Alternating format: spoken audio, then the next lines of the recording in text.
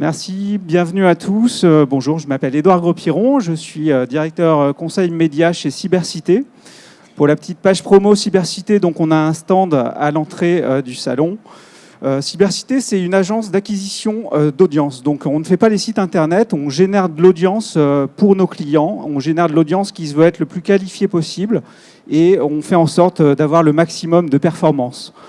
L'objectif de cette matinée et de ce moment qu'on va passer ensemble, c'est de parler des deux plateformes majeures que sont Google Ads et Facebook Ads. Alors, ce qu'on a choisi ici, c'est de faire un focus particulièrement sur tout ce qui a trait à la performance.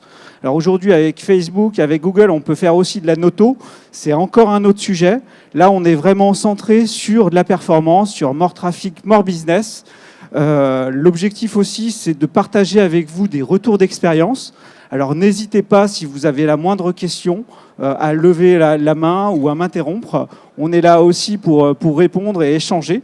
Voilà, donc déjà un constat. Dans notre métier, on ne cesse d'apprendre tout le temps. Ça fait 20 ans que je suis dans le digital.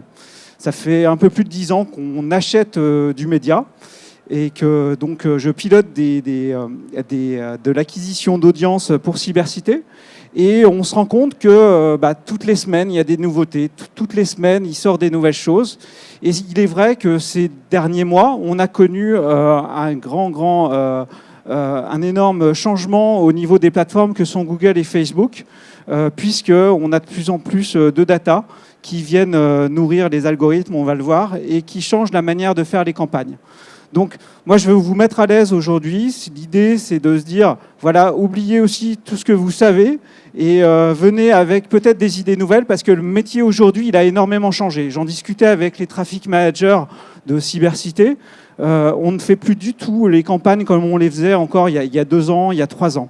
Donc, il est temps aujourd'hui de changer son prisme, sa manière de faire, parce que derrière, ça conditionne vraiment la performance des campagnes. Alors, dans notre métier, on utilise tout un tas de mots, on jargonne énormément.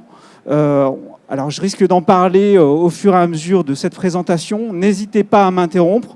Alors, parfois, ce sont des barbarismes, ce sont des anglicismes qui nous sont importés par Google, par Facebook, du retargeting, du custom intent, du RLSA.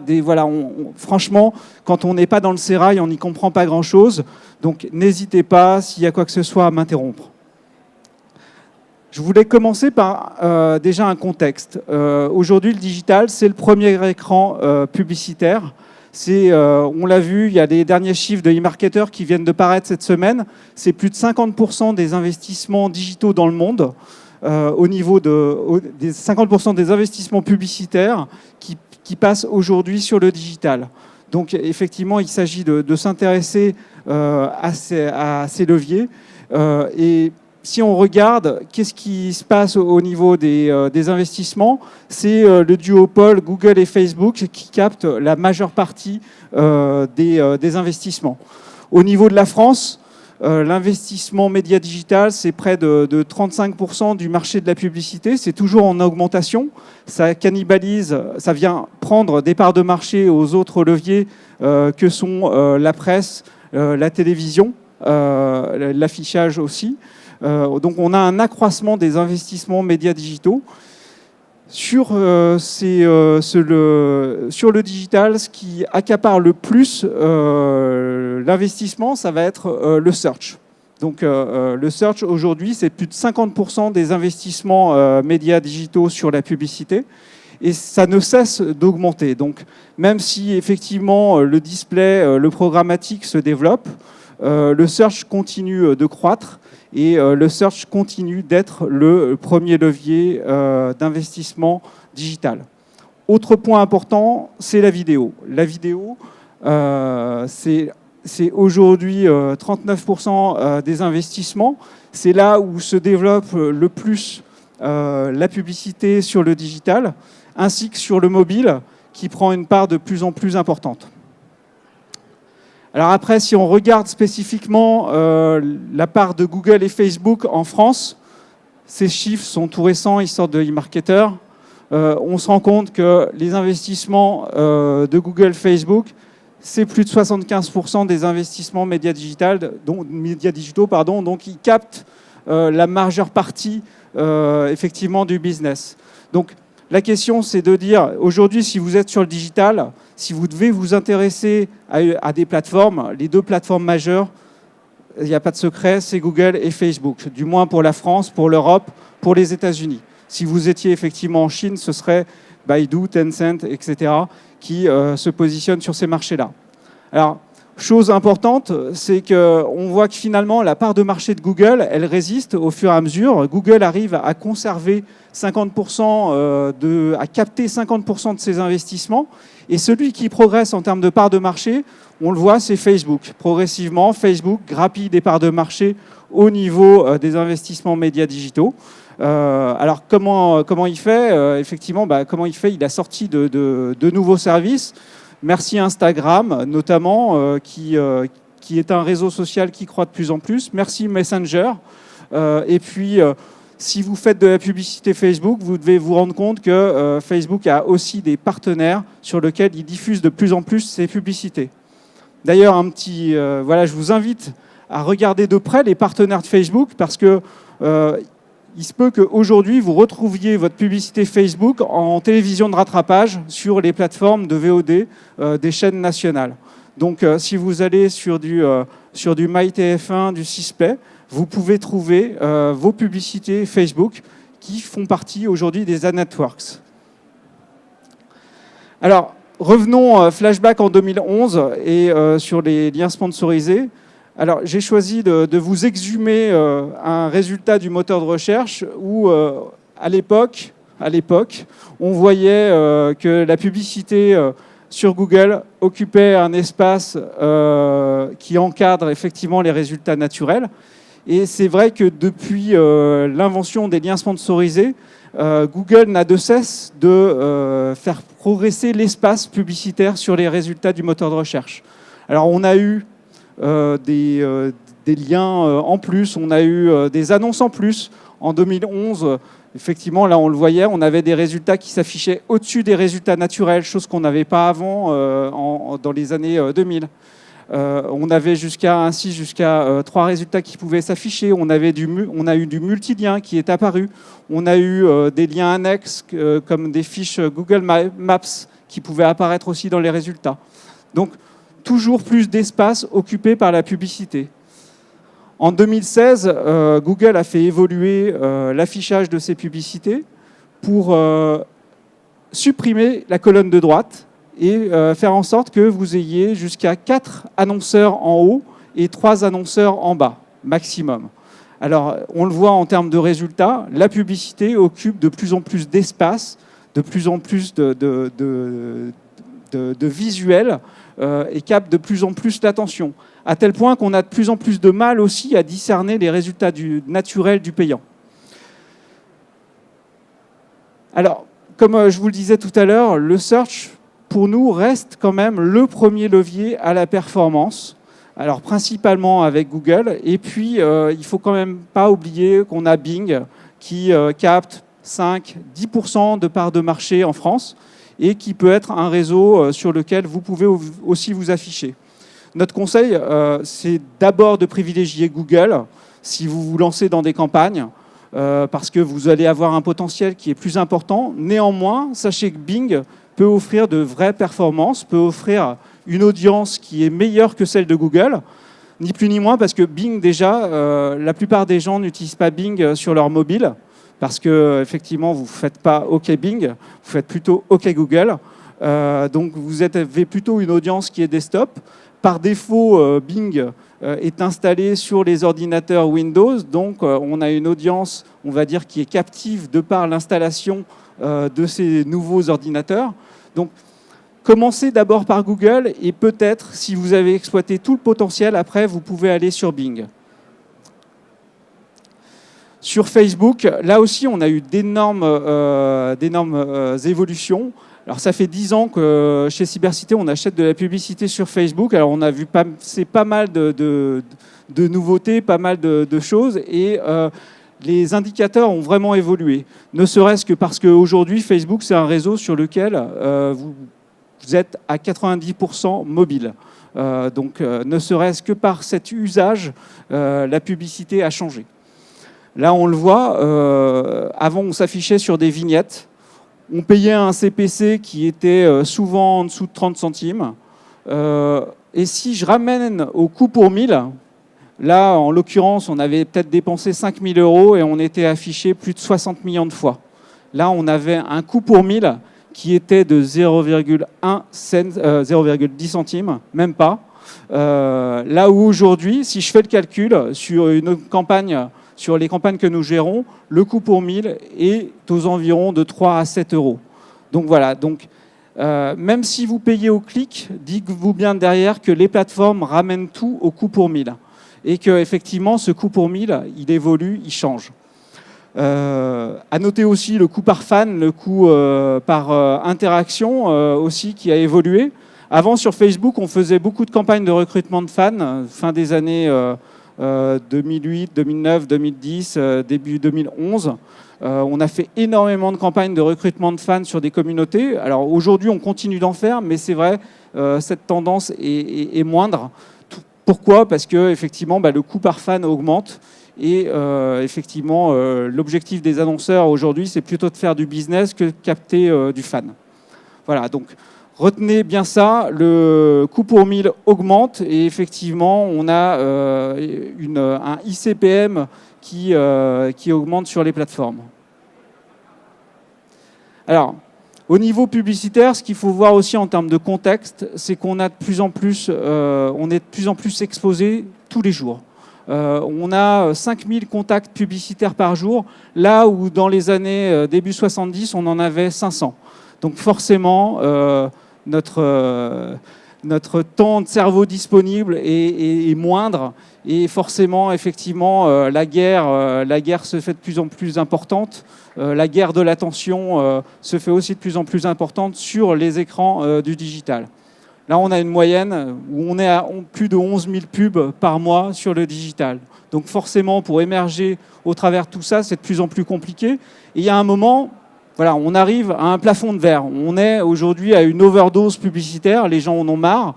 La preuve, c'est que vous êtes tous peut-être dans la salle à installer des adblocks sur vos ordinateurs.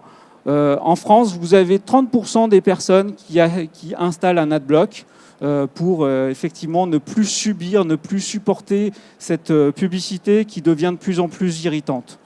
Donc, effectivement, ce sont des choses à prendre en considération et on le voit avec la publicité Facebook, on le voit avec la publicité Google, elle occupe de plus en plus d'espace. Donc, comment on fait ? Alors, justement, comment on fait ? Avant, on était dans une logique de media planning. Maintenant, on va passer dans une logique d'audience planning. C'est-à-dire qu'on va plus uniquement faire du média par rapport à un format, un support, un ciblage. On va ajouter de la data pour justement valoriser les impressions publicitaires. Ce qui en ressort, c'est la publicité finalement qu'on va adresser à la bonne personne, au bon moment, au bon endroit. Comment on fait pour ça ? Effectivement, vous avez tous aujourd'hui dans la salle un smartphone, un mouchard, vous surfez sur l'ensemble de services web et on capte des signaux et les plateformes utilisent ces signaux pour pouvoir afficher la publicité aux bonnes personnes, aux beaux endroits, au bon moment. Donc l'objectif, in fine, c'est comme on atteint un maximum en termes de publicité et que l'on ne peut plus faire plus important en termes de visibilité, l'objectif, c'est d'afficher la bonne publicité aux bonnes personnes et d'avoir une publicité qui soit la plus affine possible. D'où une augmentation de ce que j'appelle les ICPM, les I-coûts pour 1000, où on a une revalorisation qui va être de plus en plus croissante. Donc ça ne veut pas dire que vous allez forcément payer plus cher vos publicités. Ça veut juste dire que vous allez diffuser de manière plus qualitative sur les bonnes personnes. Alors, comment les plateformes ont évolué ? La première des choses, c'est Google qui a copié Facebook, pour le coup. Depuis quelques temps, dans Google, quand vous faites vos campagnes, vous commencez par une interface qui vous demande de choisir vos objectifs. Donc là, ces objectifs, c'est très important parce que c'est ce qui va conditionner derrière le modèle économique sur lequel vous allez acheter vos publicités. Donc, on le voit, voilà, l'interface de Google est vraiment proche de celui de Facebook pour déterminer ses objectifs publicitaires. Alors, soit je veux faire du trafic, soit je veux faire des conversions, soit je veux faire de la visite en magasin. Tout ça, vous pouvez le monitorer, le mettre en place, le programmer dans la plateforme. Alors, à ceci près que, si je veux être précis, on y reviendra tout à l'heure, le trafic en magasin, pour l'instant, chez Facebook, c'est pas actif. Chez Google, c'est actif. Et si vous avez un réseau d'enseignes et points de vente, on peut générer du trafic en magasin et on a la data pour calculer ce trafic en magasin. Alors, l'enjeu aujourd'hui pour nous, agences, c'est est-ce qu'il faut encore acheter des mots-clés? Est-ce qu'il faut encore faire des ciblages publicitaires sur Facebook? Comme je vous le disais tout à l'heure, le métier de traffic manager a énormément évolué, à tel point qu'aujourd'hui, on se spécialise par plateforme. On peut se spécialiser aussi en fonction des objectifs, c'est-à-dire qu'on peut avoir des personnes qui sont plus e-commerce, d'autres qui sont plus trafic, d'autres qui sont plus notoriété, et qu'effectivement, on ne va pas piloter les campagnes de la même manière en fonction de ces objectifs. Donc la question, est-ce qu'on achète toujours des mots-clés? La réponse, oui, effectivement, on détermine toujours des mots-clés. Ça reste encore un usage majeur. Vous avez sur Google la possibilité de savoir combien de gens recherchent. Ça, c'est une data qui est super intéressante. C'est que même sans faire de campagne, vous pouvez connaître combien de gens cherchent sur une thématique. Là, j'ai pris une thématique de saison. On est au printemps, il fait beau. Je prends de la pergola bioclimatique, un produit qui vaut 15, 18, 20 000 euros. Assez sympathique. Après, on peut en trouver des moins chers chez Casto. Ce qui m'intéresse pour cet annonceur, c'est de savoir quel est le nombre de potentiels de gens qui vont chercher le mot-clé pergola en France. Je sais, sur Google, avec l'Audience Planner, qu'il y a 2,8 millions de personnes qui cherchent de la pergola en France. Je sais sur Google qu'il y a 330 000 personnes qui cherchent de la pergola bioclimatique en France. Je vous le rappelle, une pergola bioclimatique, c'est 15-20 000 euros. Donc forcément, avec du mot-clé pergola bioclimatique, c'est intéressant de pouvoir s'afficher en réponse à un besoin. Et si effectivement je vais encore plus proche sur devis pergola, là j'en ai un peu moins. Mais si on regarde les combinatoires, on va se rendre compte que les combinatoires vont comporter aussi de la géolocalisation. On va avoir devis pergola plus département, plus nom de la ville, etc. Donc voilà. Donc tout ça, ce sont des outils qu'il faut continuer d'utiliser. Vous êtes dans un secteur d'activité aujourd'hui, la mode, l'équipement, l'équipement de la maison. Faites l'exercice sur votre champ sémantique de voir, avec l'Audience Planner, combien de personnes vous pouvez capter sur votre marché. Là, on est sur le marché France. On peut descendre au niveau même de la géoloc. Ce que l'on voyait juste avant aussi, c'est la part du mobile. Alors, je fais juste une aparté là-dessus. Le mobile augmente fortement, tout le monde vous le dit. Chez Cybercité, c'est plus 7 points cette année de trafic mobile sur l'ensemble de nos clients. Donc là où j'avais un client qui faisait 40% de trafic mobile, il en fait 47 maintenant. Donc ça, c'est un usage majeur parce que ça veut dire aussi que les gens ne sont pas dans le même contexte de recherche. Alors, l'Audience Planner, c'est intéressant aussi parce que depuis quelques mois, on a 4 ans d'historique de data gratuite que l'on peut aller chercher sur le planner. Donc, ça nous permet... Alors, vous allez me dire, il y a Google Trends, mais là, on est vraiment sur les mots-clés, sur le champ sémantique que les gens recherchent. Donc, c'est intéressant de voir que sur la pergola, sur cet univers sémantique, on est sur un trend qui augmente. Donc, on est sur un marché, effectivement, qui est en progression. Là, on en revient aussi à des choses qui sont un peu plus business, où finalement, on voit aussi la tendance du marché, si elle augmente, si elle baisse, si elle stagne. Si vous faites l'exercice sur d'autres thématiques, voilà, des effets de mode, vous allez voir effectivement apparaître des courbes différentes. Donc, faites l'exercice avec le planeur de voir quel est le potentiel et quel trend vous avez. Pour aller plus loin, L'idée, c'est de voir combien il faut que je mette en tant qu'annonceur pour émerger sur ce marché-là. Après, ça dépend de vos objectifs. Si votre objectif, il est de gagner en part de marché, j'ai envie de vous dire, captez le maximum de parts de voix disponibles sur la thématique. Là, on sait finalement que sur la thématique Pergola, si vous mettez à peu près 28 30 000 euros par mois, vous pouvez émerger sur cette thématique-là. Alors effectivement, ça représente un coût. Maintenant, voilà, si vous devez connaître le potentiel, on a un chiffre et on sait effectivement combien il faut mettre sur la table pour émerger. Ça ne veut pas dire que vous devez mettre ce budget-là, ça vous indique juste voilà combien il faut mettre si je veux avoir une part de voix significative sur ce business et sur cette sémantique. Alors, autre point important, on en parlait tout à l'heure, c'est la data. Et je voulais prendre un exemple simple, finalement, c'est comme le Tamagotchi. C'est aujourd'hui vos audiences, considérez-les comme un Tamagotchi, faites en sorte de les nourrir, faites en sorte de les développer au fur et à mesure.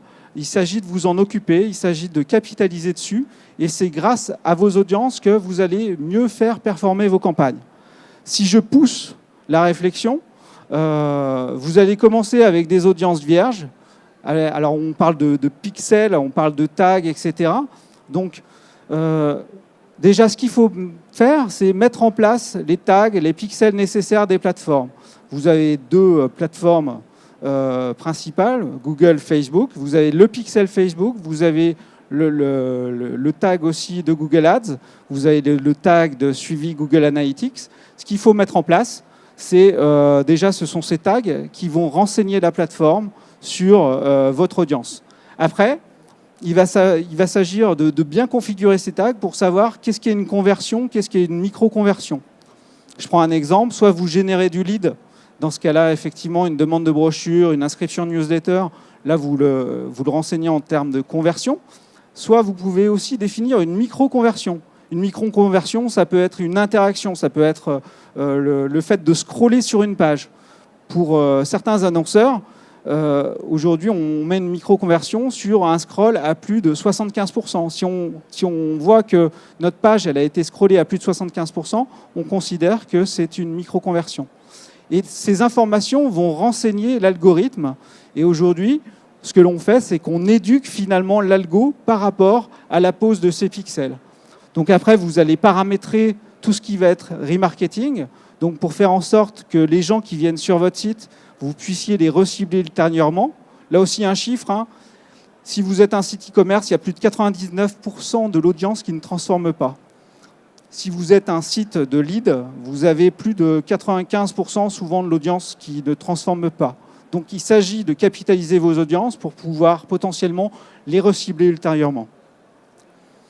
Après le machine learning, on va renseigner tous les tags dans les plateformes et en fait Google, Facebook vont pouvoir optimiser la diffusion publicitaire en fonction de ces tags. Donc c'est pour ça que c'est ultra important de bien segmenter ces tags. Donc si vous êtes un site e-commerce, vous segmentez en fonction des catégories produits. Si je vends des chaussures pour femmes, si je vends des chaussures pour hommes, si je vends des chaussures pour enfants, je segmente en fonction des pages qui représentent un intérêt majeur, comme la page panier par exemple. Donc ça, vous allez renseigner ces éléments, ça va permettre de nourrir l'algo, ça va permettre à l'algorithme de prioriser ses enchères et de s'afficher sur les bonnes personnes. Donc au final, si vous renseignez correctement, si vous éduquez l'algo correctement, vous allez mieux afficher votre publicité auprès des bonnes personnes. Ça ne veut pas dire que vous allez faire uniquement du retargeting. Là. On est aussi sur de l'acquisition d'audience parce que Google, Facebook sont capables de modéliser votre audience. Donc une personne qui a mis effectivement un article au panier, c'est une personne qui est intéressante. On va pouvoir modéliser cette audience et on va pouvoir faire ce qu'on appelle des profils jumeaux ou des profils look-alike et ainsi enchérir sur des personnes qui ressemblent à votre audience. L'écueil majeur, c'est l'ad fatigue, c'est le fait de surpresser les audiences, comme on l'a vu tout à l'heure. Trop de contacts publicitaires, une surpression d'audience nuit aussi à votre image. Donc il s'agit aussi de bien maîtriser la pression publicitaire pour s'afficher vers les bonnes personnes. Donc en résumé, si vous avez aujourd'hui un compte Facebook ou si vous vous apprêtez à ouvrir un compte Facebook pour votre business, la première des choses à faire, c'est mettez le pixel. Pareil pour Google. Mettez en place les pixels, mettez en place ces tags. Vous prenez date. Limite, vous ne commencez pas votre publicité tout de suite. Vous faites en fait une pause de tag. Ça vous permet d'avoir une assurance vie, entre guillemets, pour capitaliser ces audiences et pour pouvoir mieux targeter derrière. Donc on a vu tout ce qui était data. Maintenant, on va passer au format et au format d'annonce. Chose que l'on voit, chose qui est visible, chose avec laquelle on interagit. Donc, un exemple important, c'est sur Facebook, où on a eu une évolution des formats de plus en plus importante ces 2 dernières années. Donc, vous le voyez certainement dans votre fil d'actu. On a des publicités qui sont de plus en plus impactantes. Alors, ce que je vous invite à faire, c'est de jouer avec ces ensembles de formats publicitaires. Vous avez du carrousel, vous avez du Canva, vous avez des stories. Donc, jouer avec ces formats publicitaires, ça va vous garantir une meilleure diffusion. Au final, une publicité qui attire l'internaute, vous allez la payer finalement moins cher. Donc, dites-vous bien, quand vous surfez sur Facebook, l'internaute ralentit, et Facebook détecte finalement si vous vous intéressez à la publicité. Même si vous n'interagissez pas avec cette publicité, Facebook va détecter si votre scroll ralentit sur cette publicité. Donc l'important, c'est de capter l'internaute, c'est de le capter le plus vite possible avec un message qui soit le plus impactant possible. Là, on le voit sur cet exemple. On peut faire avec Facebook des publicités qui sont originales et qui ne demandent pas forcément, on va dire, de la grande création publicitaire. Toutes les publicités que vous voyez ici sont faites à partir de Facebook. C'est-à-dire, on prend des images, on prend du texte et on monitore complètement votre créa à partir de Facebook. Donc, ce ne sont pas des coûts de production importants, c'est juste des assets que vous pouvez réutiliser issus de votre marque, issus de votre catalogue. L'autre format aussi qui cartonne, ça va être tout ce qui est form ads, donc la publicité formulaire sur Facebook. On l'a aussi sur LinkedIn. Donc là, vous n'avez même plus besoin de landing page, donc de pages pour générer des leads. Vous transformez directement sur Facebook avec un format publicitaire. Donc là, ça a un immense avantage parce que la publicité va s'afficher très rapidement, il n'y a pas de friction. L'internaute va pouvoir transformer directement. Même certains champs peuvent être pré-renseignés. Vous choisissez les champs que vous voulez et derrière, vous pouvez collecter du lead. Là, on le voit sur une attraction parisienne, Flyview, qui a fait un jeu et qui a permis de générer un grand nombre de leads finalement avec un faible coût publicitaire, où on le voit sur une marque de vêtements qui recrute des vendeuses à domicile et qui utilise ce moyen-là pour recruter. Donc là, c'est un format très efficace qui peut marcher dans pas mal de cas. Je vous invite à vous projeter dans votre business aussi et à réfléchir en termes de scénario avec ce format. C'est-à-dire des gens finalement qui vont sur votre site, qui n'ont pas transformé, peut-être pourquoi pas les targeter avec ce format-là sur Facebook en les incitant peut-être à vous inscrire à la newsletter ou à télécharger un code réduction. L'intérêt de ce type de format, c'est de capter de la data. Si vous captez un email, si vous captez un numéro de téléphone portable, aujourd'hui c'est un identifiant qui vaut très cher et c'est un identifiant que vous allez pouvoir réexploiter.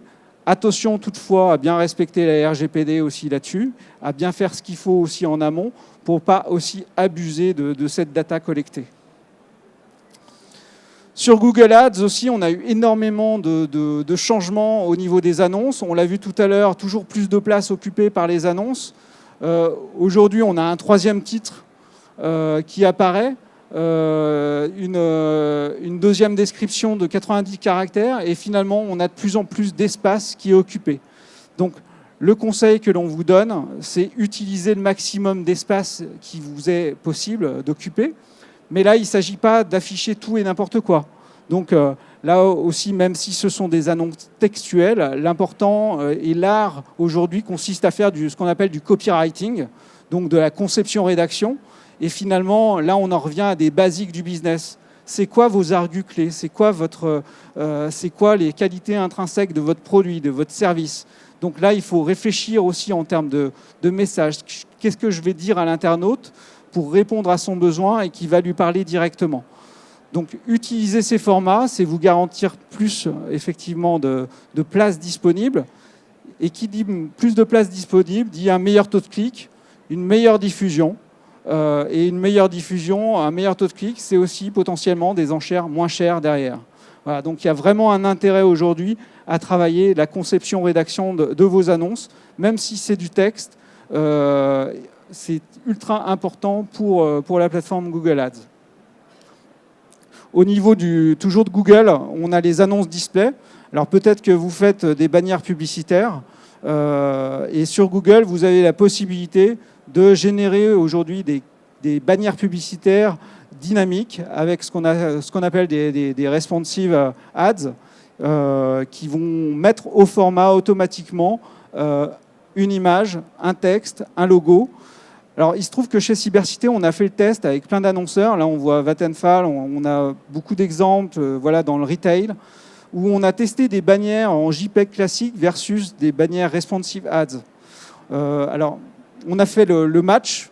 Le gagnant reste les responsive ads. Et ça a un intérêt effectivement majeur. C'est qu'on a beaucoup moins de temps de production en termes de créa. Donc, vous allez pouvoir A/B tester beaucoup plus facilement.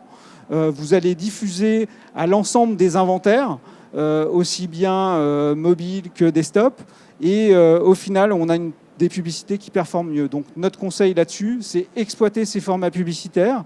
Varier les publicités, encore une fois, hein, il ne s'agit pas de saouler l'internaute avec toujours le même message, il s'agit aussi de varier les créas.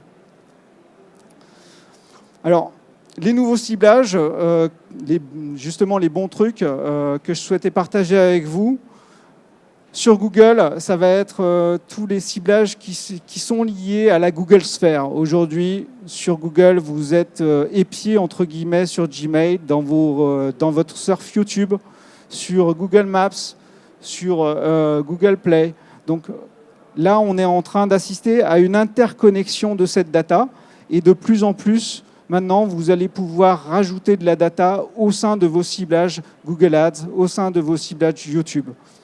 Le meilleur des ciblages, ça reste le ciblage search.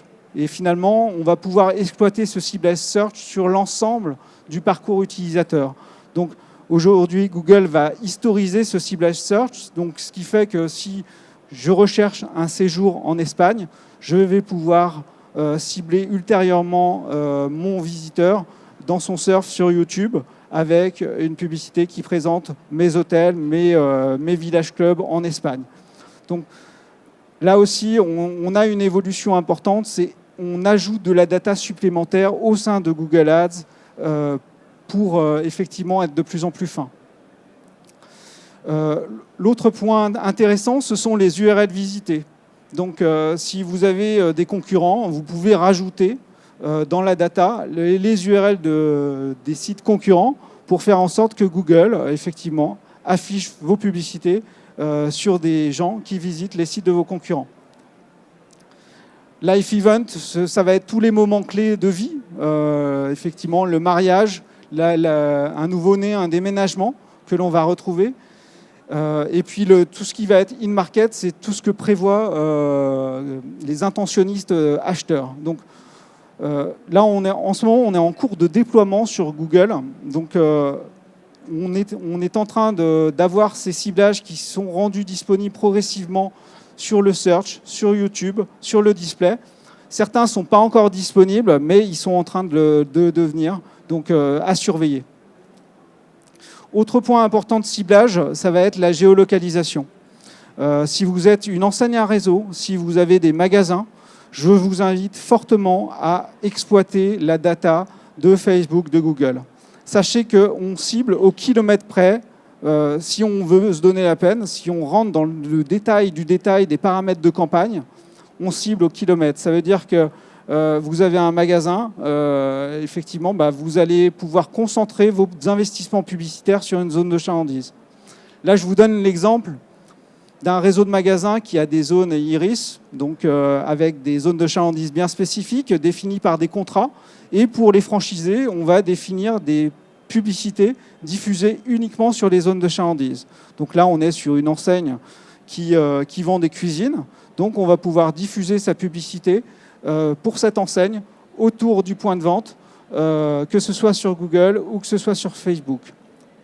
Donc là aussi, vous avez des performances qui sont très bonnes parce qu'on a une proximité avec l'internaute et effectivement, on a souvent des enseignes qui lui parlent directement. Alors, on a vu pas mal de choses. La question, c'est comment on fait et par quel bout on s'y prend. L'idée, c'était de se dire que plutôt que de réagir comme un funnel ou un tunnel d'acquisition, c'est vrai que les personnes utilisent de plus en plus ce terme barbare. Nous, on va préférer parler de cercle vertueux. Et qu'aujourd'hui, finalement, il ne faut pas uniquement penser à la performance pure et dure, répondre à un besoin. On l'a vu, certes, le search reste et restera encore quelques temps le média roi par excellence. Ceci dit, aujourd'hui, vous devez nourrir vos audiences en amont et préparer le plus possible la machine en la nourrissant. Donc, que ce soit en amont de l'expression du besoin, que ce soit quand l'internaute est en phase de recherche et près de la phase de conversion. Donc, essayez à chaque fois de couvrir l'ensemble de la customer journey et essayez de nourrir un maximum vos audiences. Donc, si on récapitule, mettez en place vos pixels, construisez vos scénarios d'audience, faites en sorte d'afficher vos publicités aux bonnes personnes, aux bons endroits, au bon moment.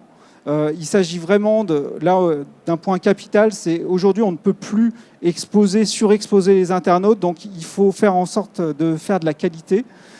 Pensez effectivement à la mise en place de ces tags dès le départ de vos campagnes.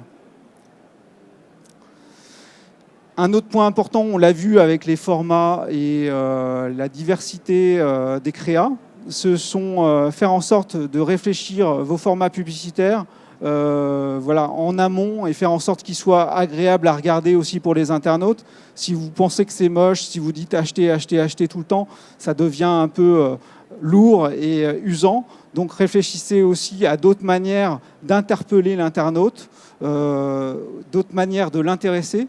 Donc là, réfléchissez à vos contenus. Et l'évolution majeure à laquelle on est en train d'assister en ce moment, c'est la convergence du référencement naturel et du référencement payant, où finalement, aujourd'hui, ce que vous allez développer en termes de contenu sur votre site peut servir demain les campagnes de référencement payant que vous allez faire avec Google. Donc là aussi, réfléchissez sur tout ce qui va être contenu, inbound marketing, les guides, le téléchargement de livres blancs. Après, bien évidemment, il ne s'agit pas de faire un Wikipédia. Il s'agit juste de savoir sur quelle thématique vous êtes légitime, sur quoi vous pouvez annoncer. On est toujours en principe spécialiste d'un secteur, de quelque chose. Donc moi, je vous engage à écrire des contenus qui soient le plus qualitatifs possible. Ces contenus peuvent servir l'ensemble du spectre que l'on a vu, que ce soit sur Facebook, que ce soit dans les campagnes sur AdWords, qui vont prendre en compte ces critères. Voilà, donc, pour résumer, faites l'exercice des personas, on part toujours d'un brief. Vous le verrez sur le More Traffic, More Business que vous avez sur le siège. Vous avez un article sur le brief. Ça, c'est ultra important. C'est-à-dire que partir avec les bons objectifs, partir avec une bonne connaissance de qui sont vos cibles, qu'est-ce que vous voulez que vos campagnes fassent, et en fonction de ça, vous allez programmer votre campagne. Donc, faites cette découverte des personas. Cette découverte des personas, elle peut se faire aussi avec vos parties prenantes, que sont l'agence créa, que sont vos franchisés, que sont les personnes que vous côtoyez tous les jours. Faites cette expérience de mieux connaître vos cibles. Après, définissez les scénarios. Faites en sorte qu'une personne vous ne la retargetez pas uniquement avec un message bête et méchant.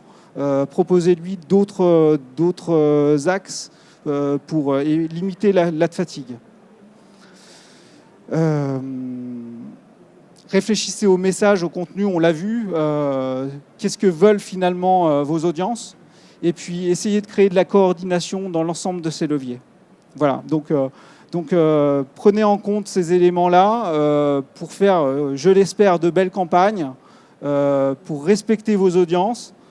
Et puis, écoutez, moi, je vous donne rendez-vous si vous voulez discuter plus de ces sujets sur le stand de Cybercité ou à l'issue de cette conférence.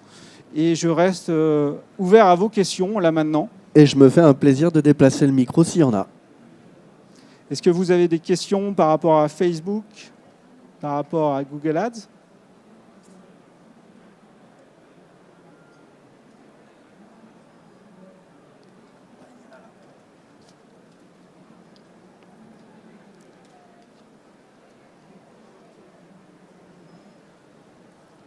Bonjour. Bonjour.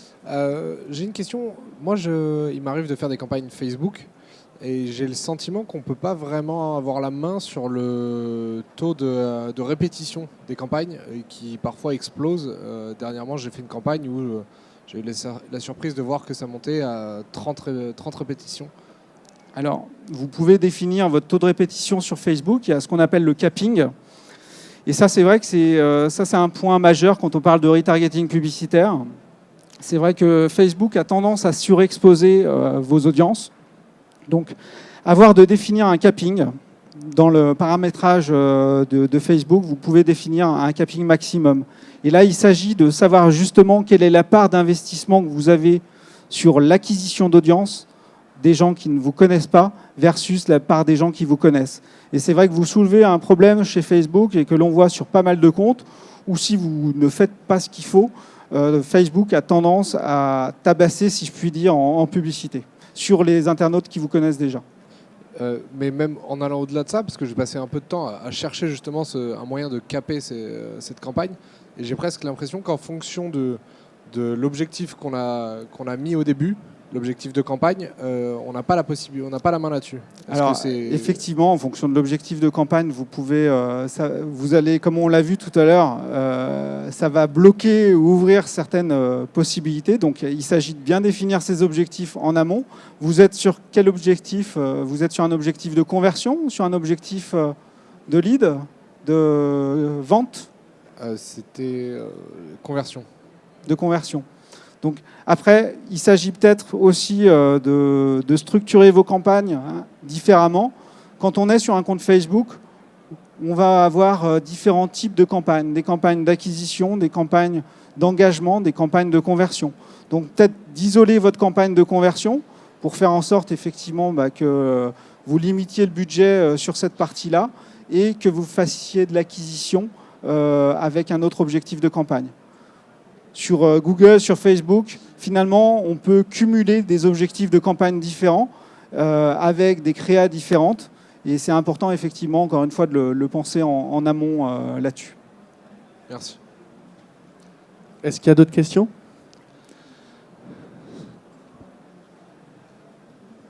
Bonjour. Bonjour. J'ai une question sur le ciblage Life Event. Est-ce que vous pouvez nous en dire plus sur comment sont définies ces données, comment elles sont collectées, agrégées?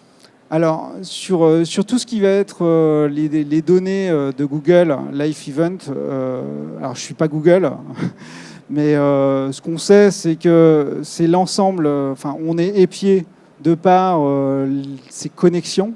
Donc, Google, aujourd'hui, monitore l'ensemble du search que l'on fait, monitore effectivement les sites que l'on visite, monitore les vidéos que l'on regarde. Et donc, par rapport à ça, il en déduit si on attend un bébé, si on va se marier ou on est marié. Après, au niveau socio-démo, là, ça va se baser sur votre profil Gmail, puisque vous donnez un âge. Et là, effectivement, là, c'est du déclaratif. Sachant qu'au niveau socio-démo, le meilleur reste quand même Facebook en termes de couverture d'audience, même si Google a quand même pas mal de data là-dessus. Voilà. Ça marche, merci.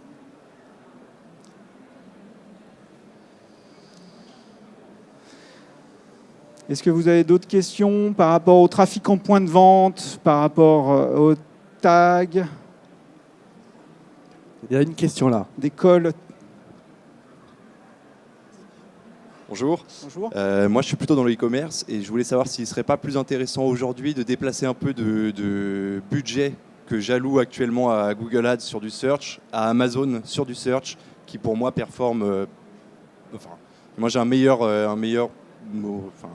des meilleurs perfs avec Amazon que Google Ads. Est-ce que c'est pas plus intéressant en France maintenant de déplacer un peu de budget? Alors, vous êtes marchand comment sur Amazon? Je suis en seller. En marketplace? Ouais, en marketplace. En marketplace. Alors, effectivement, on n'a pas parlé d'Amazon qui est le troisième, qui monte de plus en plus, et sur lequel, là aussi, on peut faire des liens sponsorisés. Mais là, encore une fois, il s'agit de bien contrôler ce qu'on fait. Parce que les chiffres communiqués dans la plateforme Amazon, comme d'autres plateformes, souvent surévaluent leur impact. Après, ce que vous dites, effectivement, à surveiller, ça pose d'autres contraintes et d'autres problèmes parce que l'Amazon dépendance, on le voit avec certains de nos clients, peut causer des soucis, surtout quand Amazon, on l'a vu dans la presse, dans les médias, dit du jour au lendemain, écoutez, demain, je ne vous distribue plus parce que vous avez eu des mauvais commentaires, des mauvais retours, etc. Donc, nous, notre conseil, c'est chez Cybercité, le conseil, c'est diversifier ses audiences. Donc, c'est faire en sorte que vous soyez sur Google, sur Facebook, sur Amazon. Après, effectivement, l'arbitrage, le mix des dépenses, ça, c'est un travail de tous les jours qu'il faut faire varier, effectivement, par rapport à vos objectifs. De là à dire, on baisse vos investissements Google Ads, il faut regarder plus dans le détail. Là, on a la marketplace aussi qui apparaît sur Google Shopping. Donc pour les grands e-commerçants, ça commence à peine. Donc à surveiller. Je dirais le mieux, c'est réagir en bon père de famille. C'est on diversifie le risque et on fait en sorte de ne pas mettre tous ses œufs de Tamagotchi dans le même panier. On fait en sorte de les placer ici et là pour que vous puissiez vous retourner s'il y a des changements. Mais vous avez raison, en e-commerce, Amazon est une plateforme effectivement qui est très intéressante. Après, voilà, ça dépend aussi de la distribution et de ce que vous vendez. Et encore une petite question. Ouais. Vous parliez tout à l'heure de l'adblock, donc 30% des Français qui utilisent un adblock. J'ai vu que Google lançait du coup son adblock cette année. Est-ce que vous savez comment ça va impacter les annonces, enfin nous en tant qu'annonceurs? Alors sur les adblocks, vous parlez sur Chrome du coup. Sur Chrome, sur le natif. Après c'est vrai qu'on a Chrome, on a Safari maintenant qui bloque, etc. Donc c'est un peu le jeu du chat et de la souris. Ce que moi je constate, c'est que finalement aujourd'hui sur les liens sponsorisés, il n'y a pas d'adblock. Sur Facebook, ils ont essayé d'en mettre. À chaque fois, Facebook sort une nouvelle version et vous ne pouvez pas y échapper. Donc, AdBlock Plus, qui est l'adblocker le plus répandu, je vous invite à télécharger la liste des sites whitelistés par AdBlock Plus. Elle est énorme. Donc, parce que AdBlock Plus laisse passer certaines publicités du moment que vous le payez. Non, mais c'est tordu quand même cette histoire. Et qui sont les payeurs aujourd'hui? Dedans, vous avez Google, entre autres, et vous avez donc des publicités qui sont dites de bonne qualité, qui passent au travers des adblocks. Force est de constater que sur Google Ads, Search, sur la plupart des produits, sur YouTube, etc., on n'est pas bloqué en publicité pour l'instant. Ceux qui en pâtissent le plus, ce sont les éditeurs français, les sites médias français, qui aujourd'hui effectivement perdent une grosse partie, une partie importante des impressions avec ces adblockers. Donc encore une fois, c'est Google, Facebook qui sort vainqueur du lot. Merci Edouard. Est-ce qu'il y a d'autres questions avant de te rejoindre au G8, chercher des œufs de Tamagotchi? Non?